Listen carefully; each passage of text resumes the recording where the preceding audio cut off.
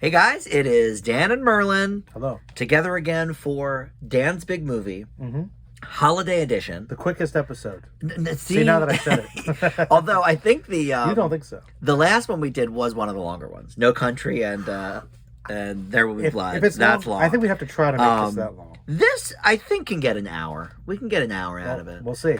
This is one of our first requested or suggested, as they say, Dan's Big Movie, which actually, Dan's Big Movie started on a suggestion. True. Remember somebody said I should review Pee-wee's Big Adventure, yeah. And I realized, this is the anniversary month. Let's do it. And so that sort of begat this whole show. So we are doing the Muppet Christmas Carol, which this is the direct anniversary. December of 92 is when this came out. Perfect. And then The Nightmare Before Christmas. Year after, right? Which was the year after. And I think maybe not December. I think it was November. Between Halloween and Christmas. Kind of makes sense. Works. This was Disney's big pull that year because this and Hocus Pocus came out at the same time. And everyone's always like, why did Hocus Pocus get released in July? It makes no sense. Because they had no faith in it. They decided to put all their eggs in this basket. Which is interesting because I feel like both have stood the test of time very well. You know, I didn't realize it, but Hocus Pocus does have quite a following. People love that as like a classic Halloween. Love it. It's one of their favorites. Did you see the sequel? I did see the sequel, and in fact, I'm not a huge fan of the original. Really? And I didn't watch it for the first time in full till this year. But I think the second one actually improves upon it. Yeah, I enjoyed the second one. Yeah. It was pretty good. But now for these movies, my history with these, I'll tell you about it. Tell me. Muppet Christmas Carol, I saw in theaters. Okay. Back, we used to do every Christmas Eve was our family's movie day, and we saw Home Alone, we saw Doubtfire. I was sick, but the rest of my family saw Hook, and this was the one in '92. So I've seen it at least one other time since, and then we saw it last week.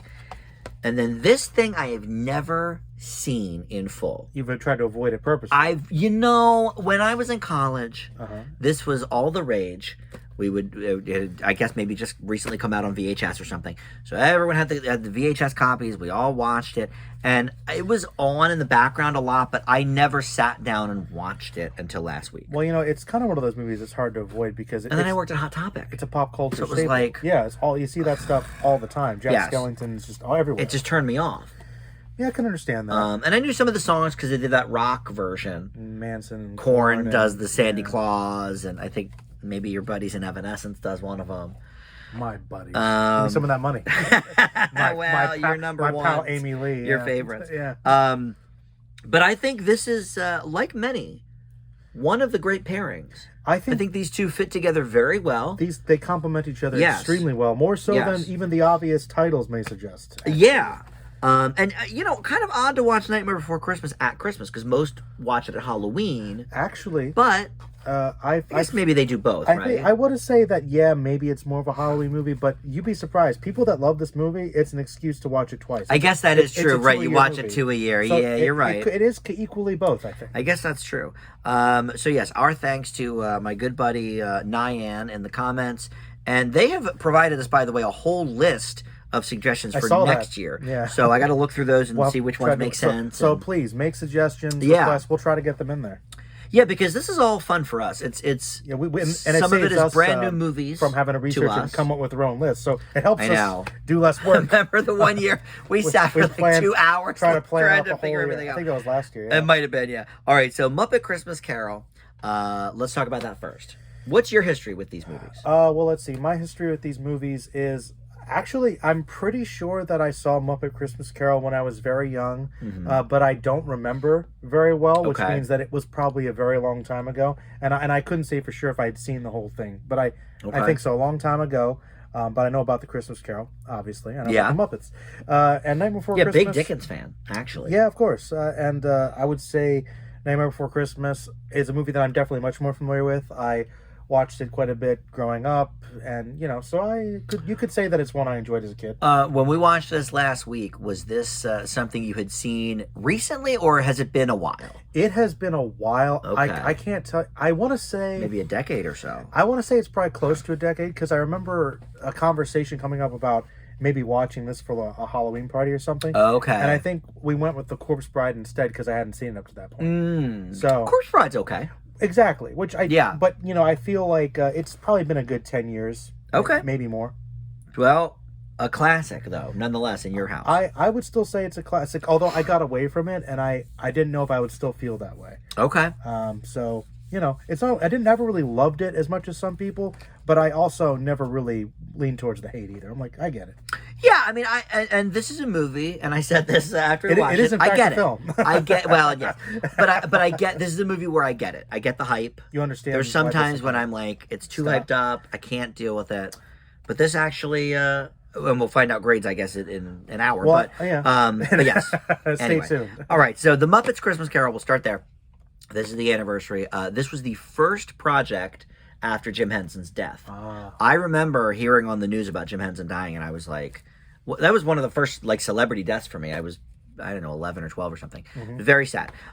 So he died, and also one of the longtime collaborators, Richard Hunt, who had done a lot of the puppeteering and stuff, he died as well in that time. So this was their first movie since then, and it was originally supposed to be an ABC movie of the week on TV. And Brian Henson, who sort of took over for a lot of the stuff for his dad, was doing the script and looking at the script and stuff, and everybody kind of agreed, no, this is more theatrical. We should make this a big, the big Christmas movie. And at the time, so the Disney era of the Muppets, Disney owned the Muppets starting about 10 years ago with like the Seagull movie, but they actually did distribute this. Okay. It was like a Pixar kind of thing. Like they didn't own Pixar at the time when Toy Story came out, but they distributed it. Gotcha. So yeah, so they sort of had their hand in it even back then. All right, so I wonder if they threw any money at it. That's a good question. I don't know if they were a production company or just the distributor. Maybe they bought it. Okay. I don't know. Because if they decided to make that leap from TV movie to theatrical, I mean, you'd wonder that's if true. Where they're going to put that budget. Yeah, that's true. And this was not really seen as a hit at the time. It was made for $12 million. It did make 27, which is more than double. That's good. But it was against Home Alone 2, which obviously was huge, lost in New York. It was against there was like a whole handful of movies I looked at, and I was like, yeah, it makes sense, I guess, that it would have sort of got lost in the cracks. Yeah, Home Alone 2 was pretty Home Alone 2. Oh, Aladdin was still out. Yeah, believe it or not, 6 months later, Aladdin was still big because that that time they didn't put things on DVD for a while or video. Theaters longer, yeah. Okay. So sort of they ate themselves there, and then of course now they own Home Alone too. But anyway, so here were some of the people considered for the Michael Caine role of Scrooge, which, by the way, Michael Caine said when he was approached for it. I think he was sort of the reason they decided to make this a full-blown theatrical. They approached him about it, and he said, I'm going to do this like I'm with the Royal Shakespeare Company. I'm not going to do any, mugging with my face. Like, I'm not going to pretend I even notice Muppets. Not going to talk down to your audience. Yeah. Yes, which... we agree that we like the maniacal laugh bit with Chris Cooper. I do. But I think that was a bit Muppety and over the top, Muppety. which worked for that movie. Yeah. But here he wanted to do it straight ahead. And so then they were like, okay, well, if he's on board for some kind of straight ahead dramatic interpretation, that honestly, it's kind of one of the things I like the best about it. One of the best parts of the movie. He takes it completely seriously. Yeah. Which I think the Muppets was in a weird way in the early 90s because they had done the 3 movies like in the late 70s and 80s, but the last one I think was maybe 84 was Muppets Take Manhattan. So it had been 9 years since they had a movie. Probably a whole generation didn't really know what they were. And then they try to make this more ambitious project. Yes, it's kind of a very ambitious literary adaptation, but they're still definitely doing a lot of the Muppet in-jokes. But I want to say it's always kind of had that slight wink for more adult audiences too. Yes, I mean the Carrie version did that. Yeah. With the Christmas Carol. So George Carlin was talked. It's pretty funny. Which I think would have been a completely different version. Yeah. Of the story, because I think he would have been very sarcastic and. I I think it still might have been good, but And then a bunch of other English actors I'm not familiar with. David Hemmings, Ron Moody, and David Warner. But alas, don't know them. No Pete Postlethwaite, though. No Postlethwaite. He was doing Name of the Father at the time. But anyway, in terms of the ghosts, they were originally going to have Muppets be the ghosts, like existing Muppets. Oh. So, for example, Animal was going to be the ghost of Christmas Future. Marley. Miss Piggy at one point was talked about with the ghost of Christmas Present, but she plays Mrs. Cratchit here, which I think is good. Yeah. And Scooter was maybe going to be the ghost of Christmas Past, but they snuck him in at the beginning, asking for donations, and so instead of that, they made new ghosts, which I thought actually worked. Well, because it would be very distracting if you've got Miss Piggy playing one of the main ghosts or something, because we're not drawing attention to her thematic. But what's funny is Christmas Present is always like the dippy ghost. Like in Scrooge with Bill Murray, it was Carol Kane, the comedian. He's always the goofy one. So I guess it would have worked, but I think this is such an interesting telling of the story, because it really is more straight ahead. Other than adding the second Marley brother to accommodate the men from the balcony, Statler and Waldorf. Which worked pretty this well. is actually a pretty straight ahead telling of the book. I mean, honestly, other than like the occasional jokes that Gonzo makes, just as like a narrator. Yes, and he plays like Charles Dickens. Theoretically. But really, other than that, it is just pretty much very straight ahead. Yeah. Which is interesting. And in fact, this is one of the and you know probably more about this than I do, but this apparently is one of the versions that takes Tiny Tim's illness and sort of really kind of amplifies it. A lot of coughing, a lot he's got something. Whereas I think in a lot of the versions I saw growing up, it was like, okay, he had a crutch. Yeah. He was like, but here he's like visibly sick. And so also there's a part of this movie that we actually didn't get to see. What? Because we didn't see the right version. I found this out. My friend Melissa. Damn. I know. I didn't know. So there's a song. There's a song called, let's see here.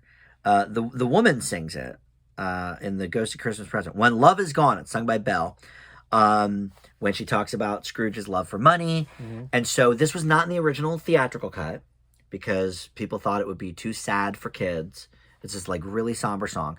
So on the DVD that I have, it is on the full screen version, but of course we watched the widescreen version. So we never saw this song. So this was a big deal on Disney Plus this year. So if you watch this movie on Disney Plus, it doesn't have the song, but they put up just last week the song as an extra for the movie. So you can watch it with the song. But apparently... Not in the good aspect ratio. Not in the right aspect ratio. Apparently, the Brian Henson said that the negatives for the song were, like, destroyed, so they had to, like, cobble it together. And I guess they found some sort of negative in 2020 that then they were able to, like, retrofit or whatever to put into existing copies. But yes, a lot of the DVD and Blu-ray copies that exist don't have this particular song. And the version we watched didn't have it. Wow, that's interesting. So we missed a couple of minutes of the movie. So I know. Apparently, it's a very good song. I can believe it. All right. Well, look, we've already talked enough about the plot because it's the Christmas Carol. This is the easiest one yet. Tell us about the plot briefly. It's the Christmas Carol. I hope you've heard of it. Yeah. We're going to go forward now. And what is your favorite version of Christmas Carol? Because this is actually up high on many people's lists. Yeah, I was looking at lists just to see where this compares, and this actually is usually probably like in the top 5 or so for a lot of people. I think this one is one of the best. It probably is. I feel the Carrie version, I think, is great. I like the Carrie one, but I could understand people's issue with it. That was very dark. I know they're one of the old ones from like the 40s or 50s. People always say is like my dad loves I think it's 1951, the Alastair Sim. As Ebenezer, he watches that every year, probably still. My favorite, because I think you asked me this while we were watching it. My favorite is still probably the George C. Scott version. Yes, and that's the musical, right? And I don't believe so. Okay, because there were 2 in the 70s. One they made a musical, and maybe George C. Scott's a different one. I think this one's like 83 or 84. Oh, this was 80s. Okay, got it. This one he's really quite up there. Okay. I think that's probably the one that is the closest to the adaptation that I remember that I think really leans into some of the the bleakness and the darkness. Yeah. So I enjoy it. But he also gives a great performance as well. So the one I grew up with was the Mickey Christmas Carol, but it's a short. They did it as a TV special. That one's usually on a list. So it's only a half hour. That's pretty rushed. So I would have to go back and see.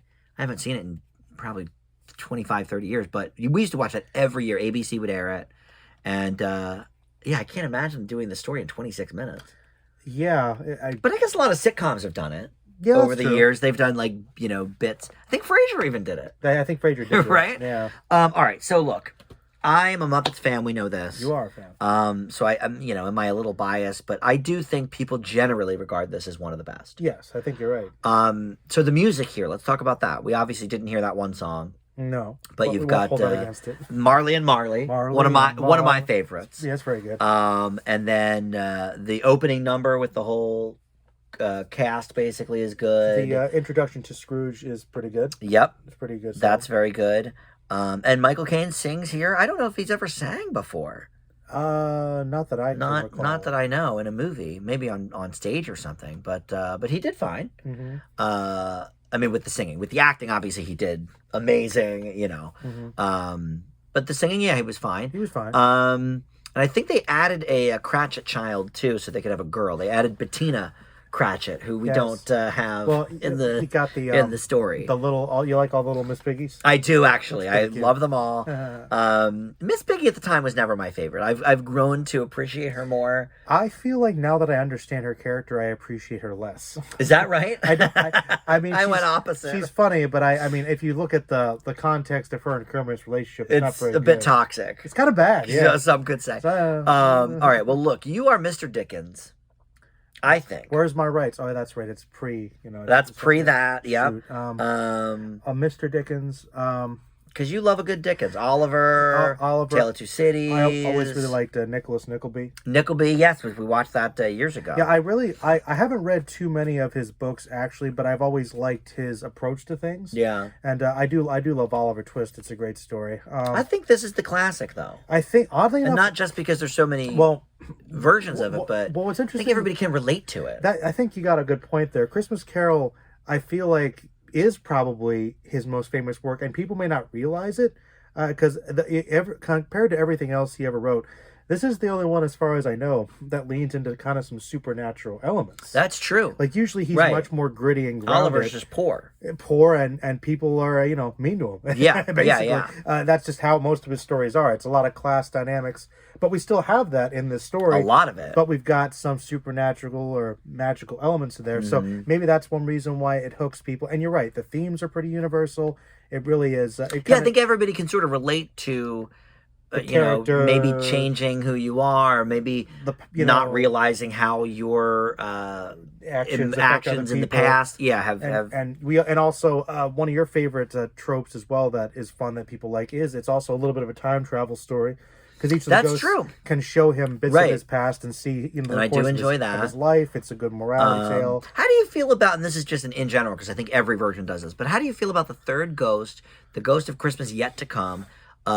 Being so stoic and not nonverbal. That's because I think that is a classic with this story. I think it's beyond. That was classic. a bold choice. I think it's iconic because that's kind of the way it always is. Mm-hmm. And I think I always thought that was a great choice for the story because, it's the Ghost of Christmas Future, is what he's called, but clearly. Not a big stretch to say death is the ultimate future. Yeah. So he's kind of a Grim Reaper, but I love the fact that he says so much with just those finger pointing. And I think it's interesting to do it in a Muppet movie. Oh, but I because the Muppets are so expressive. That it's. But that's the thing, though, and it says edgy. I think to have him, you can't see his face. No, it is edgy, and I was kind of thinking about that too. It is unusual they did that, but. Speaking to the production and time, he looks great. Like he almost looks like a statue because he's gray. Yeah, he looks very stiff, but he's not. They have the really long fingers. I'd love to figure out if they just got somebody with really large hands or they had extensions. But right, it was a cool effect. So I like that bit. I think that there's a lot of power and speaks to the idea that the future. He can't give them any clear answers because it's in flux. Right. So you never know what's going to happen. These questions, and it always kind of makes you seem though that. Maybe it's intentional. Like I'm not gonna. These other ghosts were, being nice to you and talking to you. I'm the real deal. Right. Like, I'm just Yeah. telling you how it is. This The is where it's ultimate. the ultimate. So yeah, Ghost of Christmas Future is, as he usually is, pretty great in this movie. I love an animal, but I can't imagine the movie would have been so much more different if they used classic Muppets. It would have been more silly. Yeah, like for this To have one, the animal be the Ghost of Christmas Future, he's one of the funniest characters. Granted, he doesn't say a lot, so I guess it makes sense that maybe he would be the no, Ghost but of Yet to Come, but still, like, it still would have I taken love away the way from they it. did it. Yeah, No, yeah, no, yeah. and I think that's one of my favorite parts about the movie is that, like, maybe they thought about it like, okay, we have been cracking jokes, but if we're gonna really maintain the integrity of the story, we're literally gonna peace out. We can't. That's make this, right. Rizzo and Gonzo leave. We're With peacing the out. Ghost of This part's Christmas too Future. scary. We're leaving now, and it's pretty much See you on the other side. It's pretty much just that part.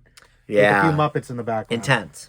Well, yeah, and, Very and it's intense. very well done. And I will answer one of your questions you had while we were watching it with the method of filmmaking, because of course we love how the Muppets always do everything. I don't know if you when the part where they skidded here's what happened. With the camera going. They wrong. built an entire set above where they were. Mm-hmm. So Kane is walking a lot of times on like one specific like wooden board or whatever, because the Muppet puppeteers were underneath doing the bits. Okay, and they're sticking up. So when as they he's did the walking ice along. skating, like isn't that kind of wild? That's great. I've always been tricky. fascinated about how they do that, because Cam works good. these movies were right before computer simulations, No real before CGI in this. All practical. all practical. Henson was all about it, and one of your favorite Hensons, I still have to watch the Dark Crystal. The Dark Crystal. Yes.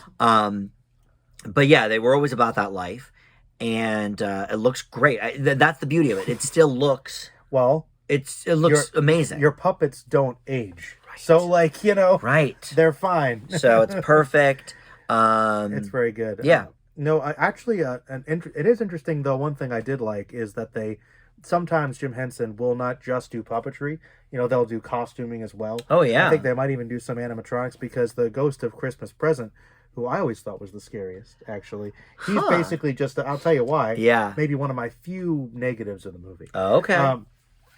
They basically made him just a big costume, maybe with some. Yes, that is true. And I thought he was pretty cool too. He was a bit different. Yeah, he was a little different for the studio, that's for sure. So he was different. They had Sam Eagle as the old businessman, one of my favorites. As the school teacher, I believe. The school teacher, that's what it was. That's what it was when he was real little. It's the American way. British. I mean, the British way. I mean, the British way. That is one of my favorite lines. Sam Eagle is great. Yeah, is he he's underrated? good. I think so, yes. Because I always assumed because They used him a lot in Muppets Most Wanted. Yeah, he was like the main guy. He was one of the main people for sure. So I assumed that But we all liked him. Because back in the day, like in the Muppet Show from the 70s, he was very, I think, underutilized. Because I saw the Muppet Christmas special for the first time recently. Okay. And he was only in a few scenes, but he showed up and he had one of my favorite lines. He was just looked around at all the chaos. And he's like, "Why am I here?" Yeah, he always has good bits, because he's so serious amidst all the chaos that is the Muppets. And the eyebrow. It's just the eyebrow is great. I wonder who did. Is that a Frank Oz? Frank Oz, of course, does Yoda. I think that but he sounds like did Frank Oz. Miss Piggy famously. You know what? And some of the other people, but You know what? I'll tell you something I think is interesting. tell me. I'll say it here because it's appropriate. I think Frank Oz, and you'd agree with this, I think, is one of the greats, but he I doesn't actually do. really get talked about. I mean, No, because his characters are what gets talked about. I know, but I feel Everyone like, knows Yoda. But I've always, I know, but like between Star Wars and all his work on the I Muppets, know. like what a character listen actor. to these. Listen to the 5 people he did in this movie: Miss Piggy, Right. Fozzie Bear, Uh-huh. Sam Eagle, George the janitor. I guess is an original character, and then Animal. I didn't know he did Animal too. That's cool. So he really gets around. Steve Whitmire took over for Henson, and so he does Kermit the Frog here, Rizzo the Rat, Beaker, and then Dave Goles does Gonzo, Waldorf, Dr. Bunsen Honeydew, and he does Bettina Cratchit in this as well. But yeah, I mean, some of your top Muppet players, and this begat a bunch of lesser than movies. I know you like what's the one? Treasure Island? That was the big one when I was a kid. Treasure Island I also saw in the theater. I think that was maybe 96. And that was pretty good. People like Treasure Island. But then they did the Muppets in Space, and Which- then they had the all TV right. version of Oz. I've heard some defenders of that. I've never seen Muppets in Space, but I have I- not heard many good things well, about it. I mean, It's one of the few I haven't seen. sci-fi, so I'm thinking I might like I guess that's true. Now, I was curious about that one. But yeah, I haven't seen most of these really. And when did they do the Oz one? I want to say that was late 90s. That was an ABC show, like a special. But I think that was the late 90s. Were they trying to do like a riff on the classic one, or were they being truer to the books? I think it was like the movie. Okay. The Judy Garland movie. That was their mistake. Well, look, this one, The Christmas Carol, not to goes close to the book. Go off on a tangent, but I know you love Tom and Jerry. They do some of those awful like crossovers or things like they didn't Go to Oz. I can't. Yes, I can't. Those things. Are terrible. Want that when people say about this is canon and this is to me that's stupid garbage. The crossovers for anything in the last like 25 years of Tom and Jerry, because they're friends now half the time. In the Tom and Jerry, Too Fast and Too Furious. They did that, and then they did the Oz, and they're friends half the time. It's so stupid. Anyway, back to Christmas Carol. Anyway, they should kill each other like they do in the cartoons in the 40s. What? I mean, that's that was the point. That was the point. All right, but anyway, back to this. I think I've said it all. Much like any other comments? It's good. It's very good. No, it's very good. I really think this is one of the top versions. Yeah, it's probably. I mean, I'd have to watch more and compare. I think. Oh yeah, Michael Caine. I think he is also a big part of why the movie works, because so much of it is centered around him. So his Scrooge, he's giving a very good performance. He really did. He was true to his word. I mean, he is keeping this like a legitimate, stage show of the Christmas Carol. And that was one of my comments I wanted to make that was positive, is I think it says a lot about an actor when, maybe they would think that something like the Muppets is beneath them. Yeah. But he obviously was fine with it and took it seriously and had probably had good humor about it. So there you go, Mike. And that's the thing. Like, they always have, adult people on the old show or in the movies. But, yeah, a lot of times they're just kind of mugging along, like Steve Martin in the original movie or, John Denver in the Christmas special. It's like they're a part of the gag. They're one of the Muppets, kind of. Sure. Here, not even a little bit. Nope. He's Scrooge. Yeah, he's Scrooge all the way. He's Ebenezer. All right. Well, it's grade time. Yes. I think this is not only one of the great versions of this story, but one of the great Muppet movies. Oh, wow. I think it's very rewatchable. Yeah. The songs are great. I'll have to check out the song we missed. Marley and Marley's one of my favorites. It's probably my favorite. Because I love Statler Waldorf. I leave the Muppet Christmas Carol with an A. But not an A+. Not an A+. Well, look. Well, breathe easy. How original can you be? But I don't know. Is that high? No, because people love it. No, I was looking for things with this one. So I know you have to reach. And I was like, well, I'm okay. Like, I want to give the movie an A+, but I think the only reason I'm giving it an A as well is because I was thinking back to the George C. Scott version, which is my favorite, which just the benefit of not being a Muppets movie is you don't have to hold back at all. Right. And I do think the Muppets do an excellent job. And I think that's the thing that I feel about the Jim Carrey version. Yeah. Very dark. Maybe it goes too far. But I really like, the only reason I'm probably not giving the Muppets Christmas Carol an A+ is because of the Ghost of Christmas Present. Because even though the Ghost of Christmas Yet to Come is probably the scariest, the part in the story that precedes him where... Okay, they just have the line of, saying what Scrooge said, are there no workhouses? Right. And, oh, no, why are you using your words against me? And then he, lifts up his coat and shows, the starving children that are, gaunt and, this is... It's like, oh, yeah, this is basically, you're... They missed that in this you're one. neglecting. Like, yeah, they couldn't work that in. No. Because if they made the Muppets, it would ruin the scene. Yes, so they just skipped it. I'm like, And you can't have Gonzo come in after that and do a gag. I personally think that's the most powerful scene in the whole story. Oh, okay. So knock it down a small peg from that. Because remember what you said, showing how your actions affect people. Yes. We literally see these starving kids because Scrooge won't give a few bucks. Okay. So it's like...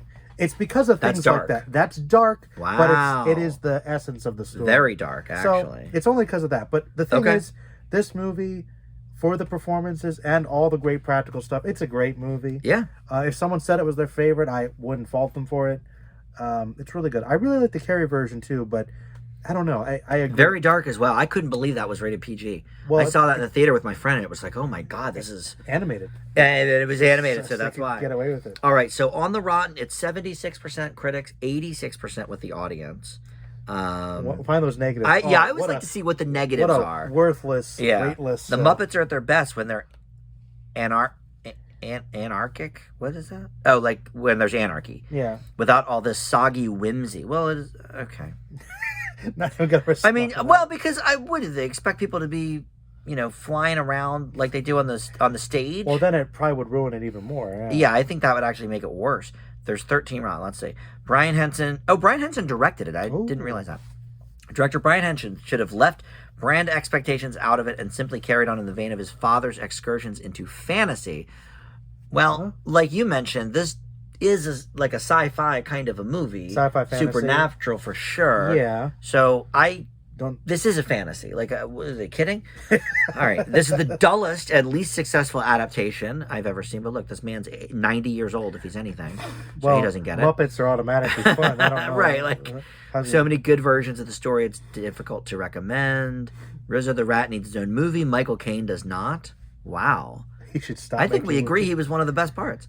Neither comedy or drama. It's safe stuff and most un-Muppet-like. I thought it was very Muppet-y. How do they think it's un-Muppet? I really... See, this is why I can't take this seriously. The little green guy isn't quite the same. Well, okay, first of all, Jim Henson died, so technically that is true, but like... Damn. I guess maybe because he's not in charge of anything, he's Bob Cratchit in this, but still, I don't know. All right, well, I'm done with that. What do you think, Ebert? I think he liked it. I think he liked it. I think it's like a 2.5, maybe. Yeah, 2.5. You think? Maybe 3. He could maybe give it a 3. But I could also see him being critical because it's a Muppets movie at the same time. That's true. Stay on TV. He didn't tend to love the kids stuff as much as I feel like. No, actually. I wonder if he liked Don Bluth's stuff, because I feel like that would speak to him. Well, because that's a little bit more heavy, and the mice murder each other, so of course it's that's a problem. All right, let's see here. The Muppet Christmas Carol. Oh, he gave Violent Night 1.5. Well, that's not him, I guess. Whoever's working for him now. One of his critics. I wonder if he didn't. Oh, here we go. Okay. One of it. That's the problem with going on Ebert these days is that he has like 6 people, 10 people reviewing everything, so you never know what you're going to get. It's completely different. When it was one person, you knew, okay, well, this is what Roger Ebert, the man himself, thinks of it. Yeah, I don't know. So it's I'm an not sure if I get behind that, but well, they're trying to spread the wealth and keep people coming back to read his old reviews. Well, I guess that's true. That's what we usually do is read the old ones. Well, they're pretty good sometimes. I'm telling you, this phone won't let Basically, it doesn't want us to know what he thought of the I Christmas know. story. Yikes. What if he gave it like half star? We like no. 1 star. Put it on his worst movies. I just can't imagine. I can't imagine that. All right, well, that might come up or it might not. I don't know. I hate this stupid. Well, no. Also, the reception down here is not great. 3 stars. Yeah. Okay. Okay, I'm good. Good. All right. Let's see. I preferred the one about Rudolph in terms of Christmas movies. Okay. All right. Talks about Michael Caine. Like all Muppet movies, this one is a musical. Okay. Yep. With Paul Williams. That's about it, really. That's about it. Consider the moment when he's moved to tears by Tiny Tim. This scene plays one way when Tim is a lovable little tot, and another way when he's a small frog made of green felt. Caine's technical skills on screen are the equal of any actor's. Does as well as he can under these circumstances. Okay. But it follows the original fairly faithfully and it manages to incorporate the Muppets convincingly into the action. We know they're puppets, but usually we're not reminded of their limited fields of movement.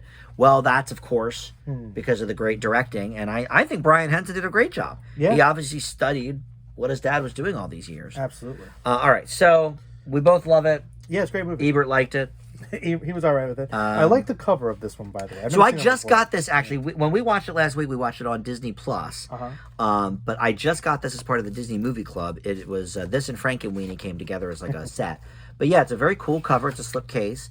And there's 2 versions of the movie, the regular and the sing-along. Oh. I don't want to do that. Disney, of course. And a bunch of extras, of course, because it's Disney. So this, as we know, is Jack Skellington. We'll talk about that. Okay, so let's talk about the elephant in the room first. The whole Tim Burton nature of this whole thing. Burton back in the news because he does Wednesday on Netflix, which is a huge hit. I didn't know that. He's directed half of them and he produced the whole show. So he did it. Makes a lot of sense when you see it. Yeah. But here's the deal. He had these characters in the 80s, early 80s, when he was working for Disney. Okay. Which is when he made the Frankenweenie short, whatever. So he leaves Disney, the characters are still owned by Disney. Okay. So once he gets some acclaim with Beetlejuice and Batman and Scissorhands, Big three. The big three, this notion of doing this movie comes up again, but he is now, A, no longer with Disney. Could do what I want. And not that there was bad blood, but, no longer with Disney, but B, working on Batman Returns.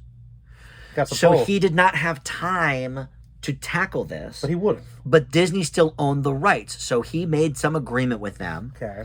And this guy, Henry Selick, good old Henry. good old Henry, is the director here. And he has gone on the record to say that, look, he was over my shoulder the whole No, opposite. He was like, I think Tim Burton visited twice in the 5 years we did the movie. Okay. But he wasn't disparaging him. He was like, look, the guy was busy. He was doing other things.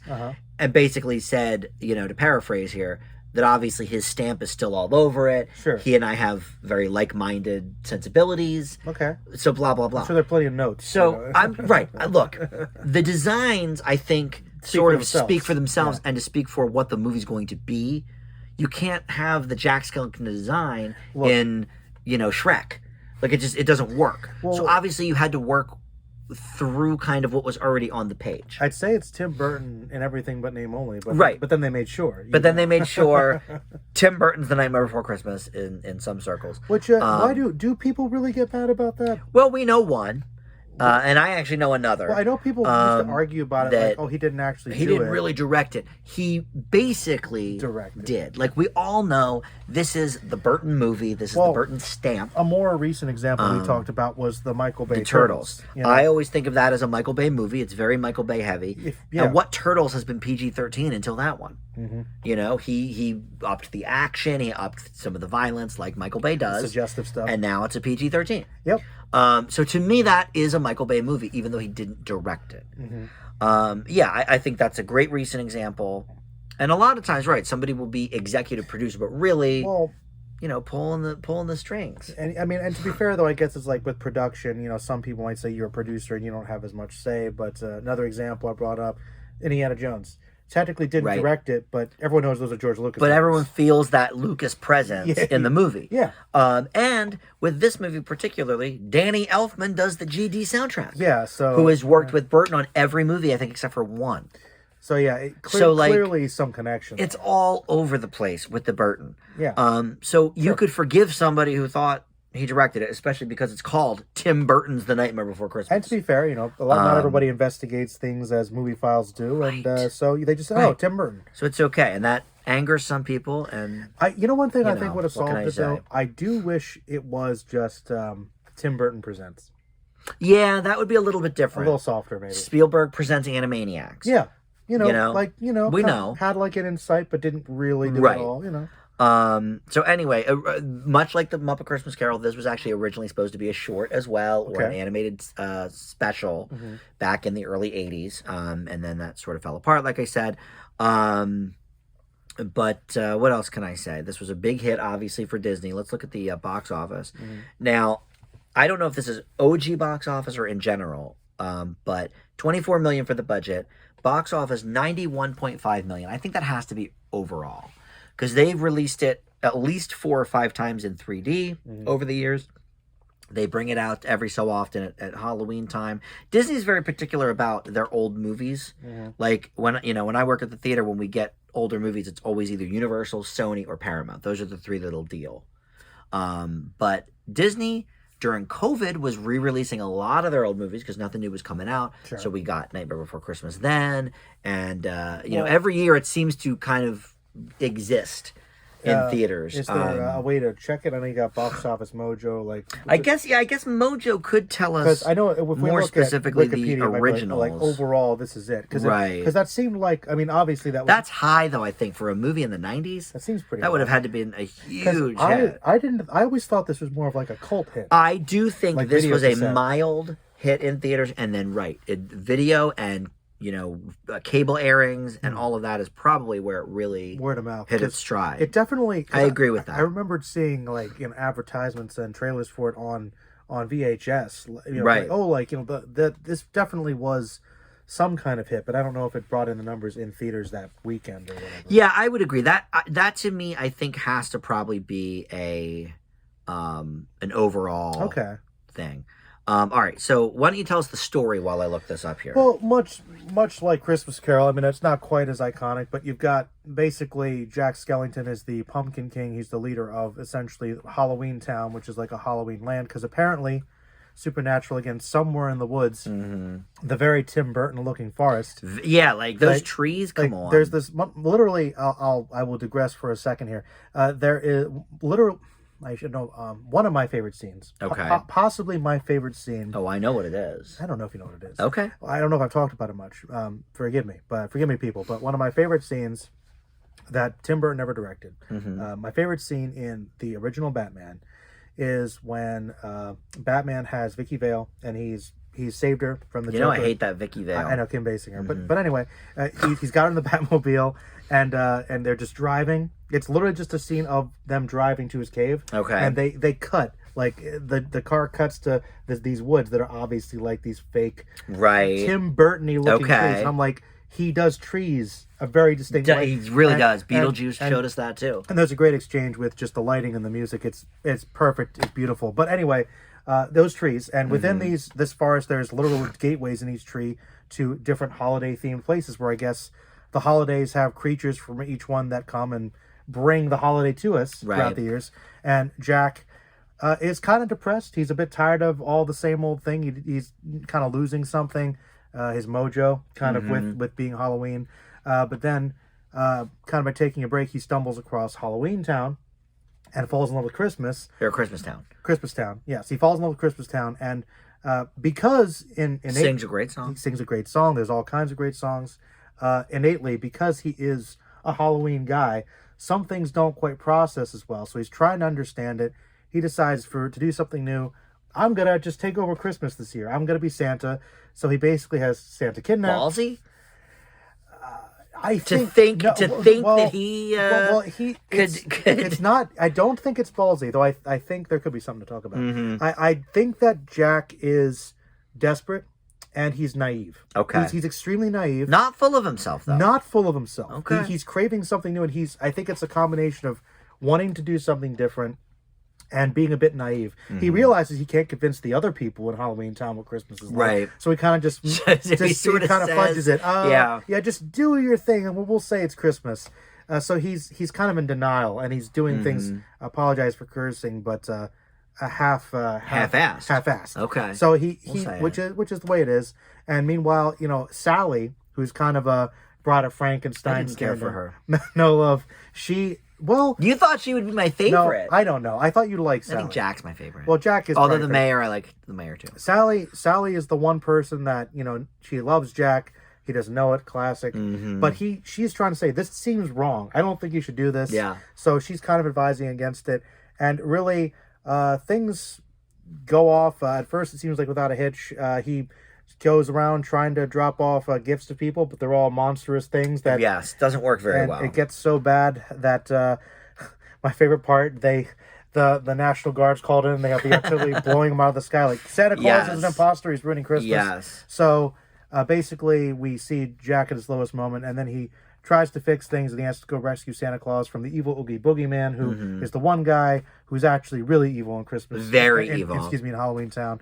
And so he has to rescue the day and set things right. And, he probably does. You probably know that. But could say that he might. He might. So that's the plot. All right. Well, that was exactly what happens in the movie. It's not that complicated. $50 million for the original run, which is pretty good. Pretty good. Okay. And then about $2 to $8 million in each of the re-releases. So that makes 91. But when you think about, this is probably one of the highest selling VHS DVDs, at least for the holidays, of all time, probably. People buy and think about the merchandise.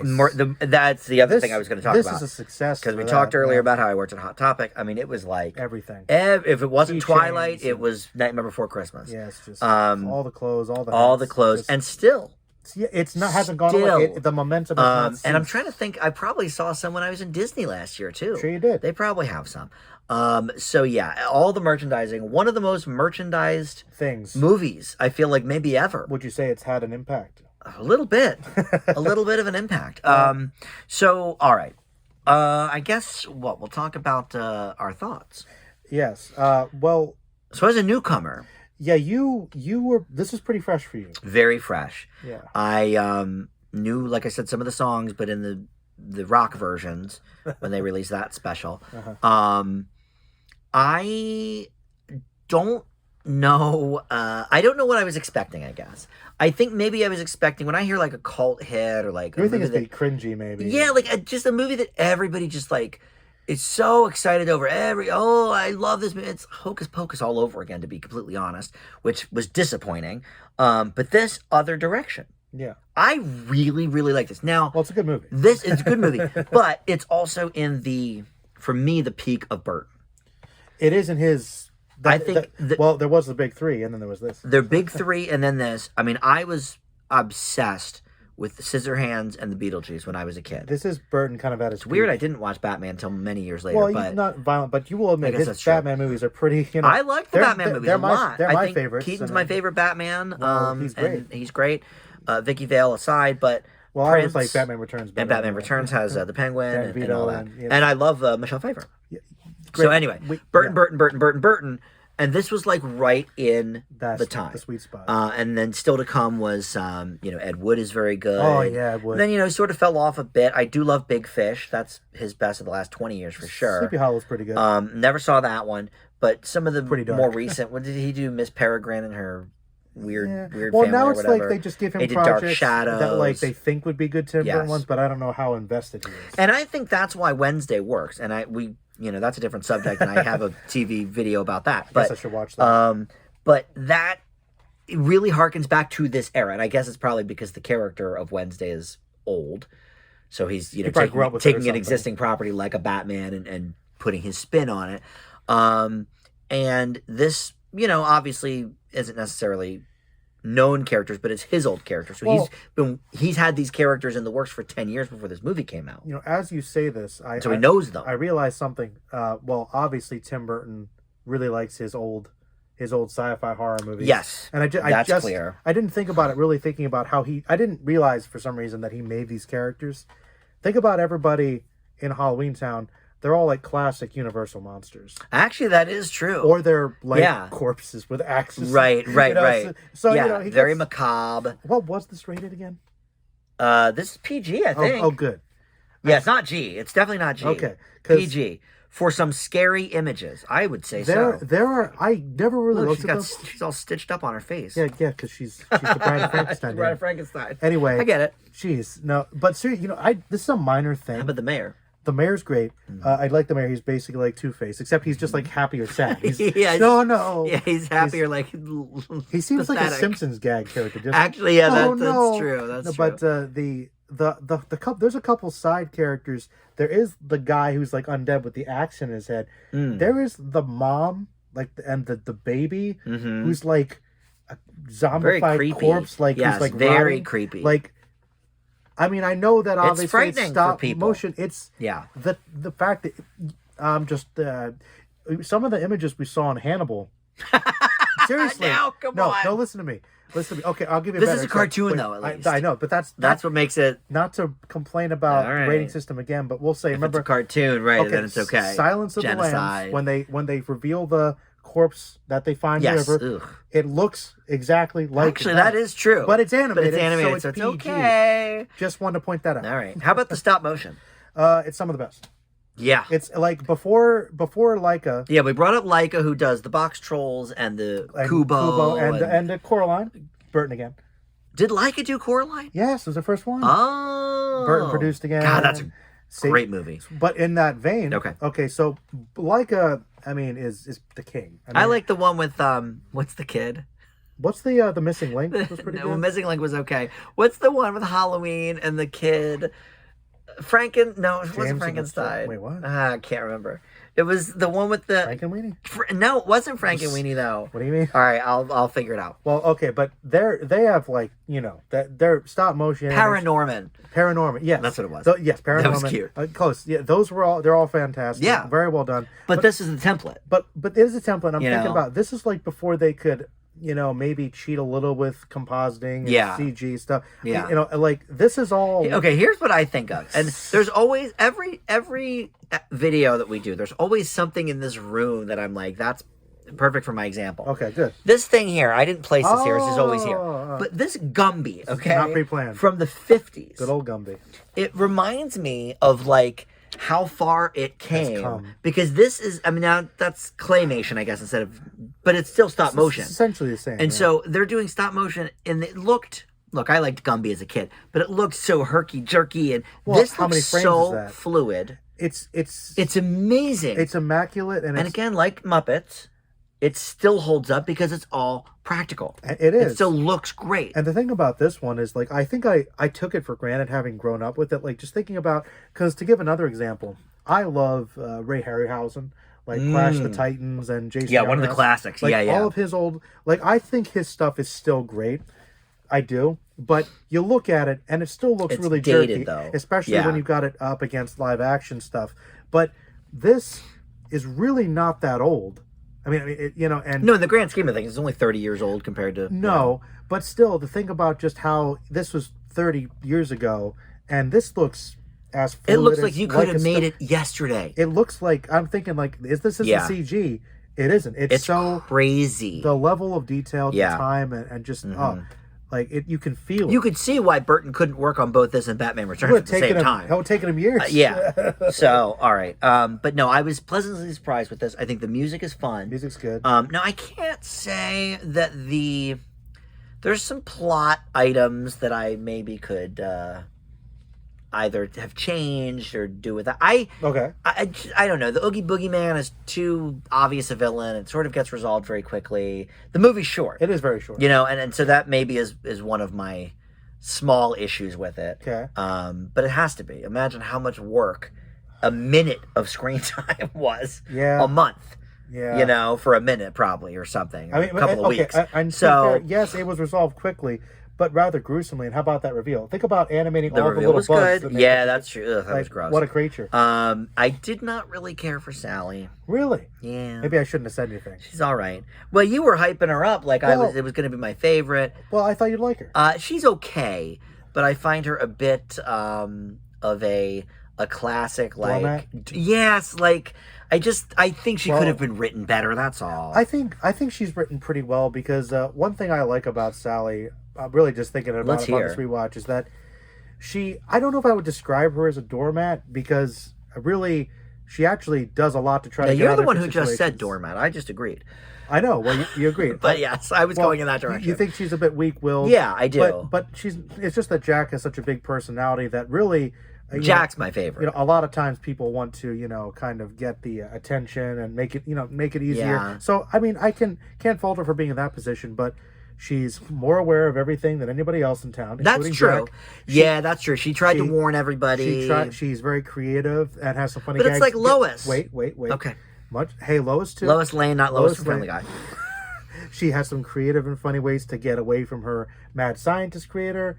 She helps try to get Santa Claus all right. back. So she does. Maybe she's all right. She does quite a bit, actually. Really, she's one of the catalysts for anything good happening. I guess that is true. So I don't know. I think you're being a little hard on Sally. Now, is Jack a sex symbol? People like him in that way? Well, it's the internet age, and we're human beings. Everybody wants something. Because I feel like. Oh, I'm sure that for both of them are sex symbols to somebody. I think people like Jack in a more wholesome way, though. He's just his excitement. He's sweet, and it's like that childlike innocence, but he's also very Burton-y, because there's the sweetness, but he's also macabre and could easily flip on a dime, and he'd be creepy at the same time. Also, he just took over Christmas. He took over it, and he kidnapped Santa. I don't think that was the way to do it. I know he didn't know. Now, Dan, this might be. I think there's some potential layers to this, because okay. we often joke about Burton this. Usually has them, but you could say that from a certain perspective, Jack is sort of the villain of the story. Actually, in some ways, I mean, he advocates the Santa Claus bit.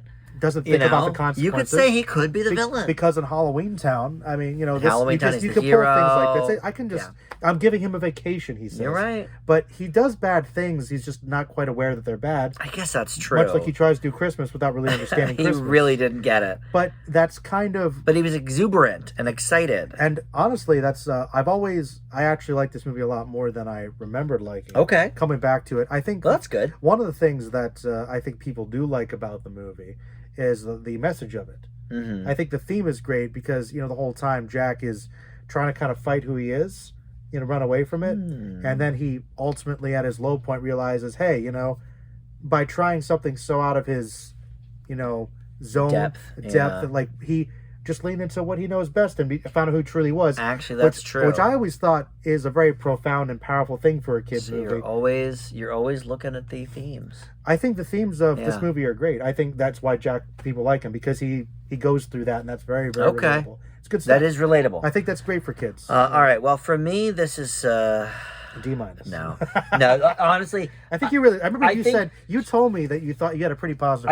I think story-wise, maybe it's lacking a little bit, but I think simple. of as an artistic achievement. Ooh, that achievement! I have to give it that high score. Okay. So this for me is also an A. Yeah, it's an A. Much for like me the too. Muppets.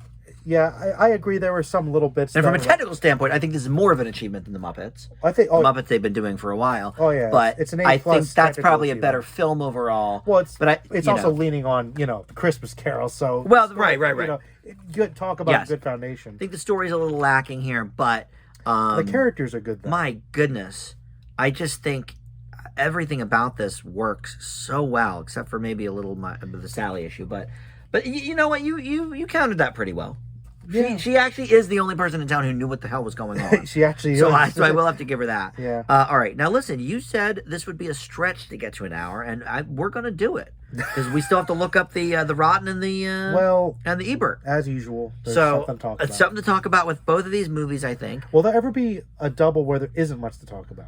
Seriously. There has to be at least something to make it. I'll tell you what. There's an exception every rule. I'll tell you what. I'm surprised we talked as long as we did for the Banger Sisters. That movie sucked. That's why. Because we had to get it out. We had to say how bad it was. That was her last movie she did for a while. Goldie. For like 14 years or something. I understand why. It was probably... Now we know the truth of why. It really was so bad. Oh, it was horrible. Why is this stupid... These letters are so small on my phone. Did you adjust it to me? I did, but I don't know how. It's another Simpsons gag. Oh, my ginormous fingers. What was it? Eat Up Martha was the...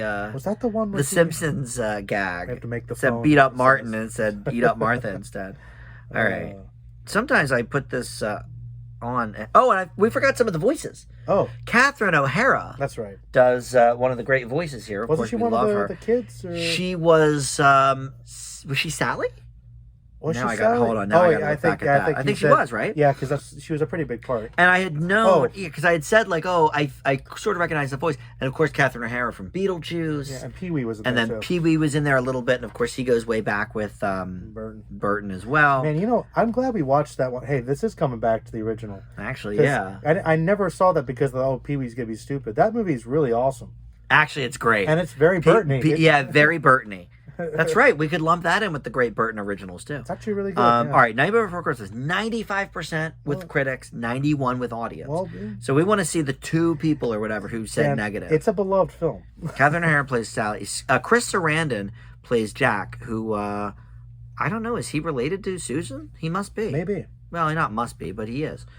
All right. Paul Rubens plays Locke. I forget which one that is. That's one of the Boogie Kids. All right. So out of the 103 critics, 5 are rotten. Let's see if any of these ring true for us. So angry. Usually they don't.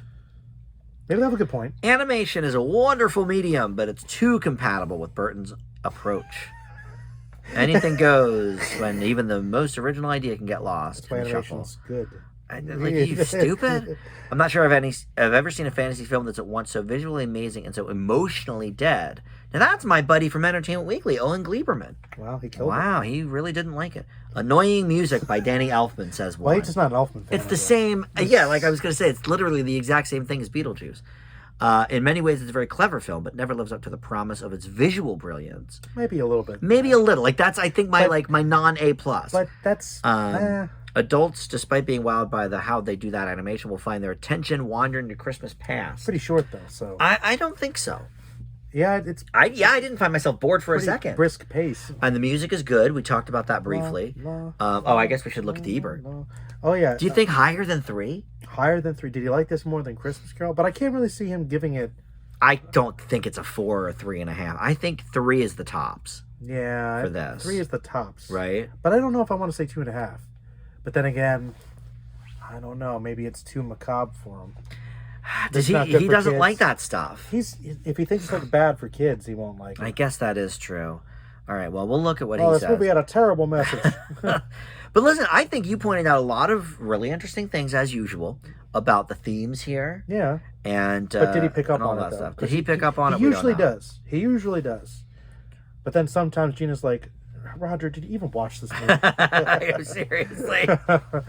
That's not 3.5. Oh. He actually gave it the half. Okay. He really liked it. Okay. The movies can create entirely new worlds for us, but that is one of their rarest gifts. They go for realism, but many of the pleasures of Nightmare Before Christmas is there's not a single recognizable landscape within it. We really didn't talk about that. We talked about how cool the animation was, but the backgrounds, the scenes, like the buildings. You talked about the trees, which but also reminds me of like a. That is very good point. One of my favorite things Leica does is remember how they sometimes do the promos or at the end of the movie they'll just show you building the set. Oh yeah. Like, that is Leica does that a lot, which is very cool. That's awesome. And box trolls. That's and like stuff. an A+ short right there. Yeah, that's true. A misfit who wants to do well. Burton has made a world here that's completely new as Metropolis or the Cabinet of Dr. Caligari. Referencing some old school. Or Star Wars. Well, I don't think it's that quite expansive. Technical innovation, I think. Yeah, I guess that is true. But yeah, when you think about it, sure, this world isn't as expansive as Star Wars, but Star Wars now has 20 movies. Think about just the fluidity of the stop motion. What else had compared up to that point? Nothing. For a full-length feature, this is like Snow White, to be honest. It's a big one. Which also was a little bit lacking in the story, but it was so innovative. And yeah, we still gave that a pretty high grade. Just we gave it both A+. Artistry was first one. Yeah. You know? All right, well, these are both A's. This was another very good Dan's Big Movie. We've had a few good ones lately. The Godfather was 2 A+. Yeah. We both gave very high marks last month for No Country for Milkshakes. Their Blood, yeah. And Banger Sister and Cool World were a dips. We have to were dips in there. All right, you got to get some good ones. Sister Act 2, horrible. My request for people, please send in more requests, but if you want to, find us a movie that we may not like so much, that might be entertaining for you. That could be good. Just remember with the suggestions, it's multiples of 5 years. So starting or ending, I should say, with 2008 will be the last one that we'll look at. Okay. Because anything after 2013, we've already reviewed on the show, the old show, the podcast. So yeah. So 2008. 2008 will be like sort of the most recent we want to go to. Yeah. But yeah, anything from 93 would be or next year would be 93, 83. Or 88 or something. But even go back further. 68, we've done West Side Story. That was great. And I think we said they could do fun. like 20 years, 30 years. You could any multiple of 5, I feel like. Yeah, get those suggestions in, Joe. We did an hour, and I don't think we stretched. No, not too much. I think there was plenty to talk about. There was. With these movies. Well, I say we talked about, a couple side things. And then a couple of side things, Tom and Jerry and Batman. Batman. We have to get that in there. Of course. But all right. Thank you guys for watching. Merlin, thank you as always. Thank you. And we'll see y'all next time. Bye. Bye-bye.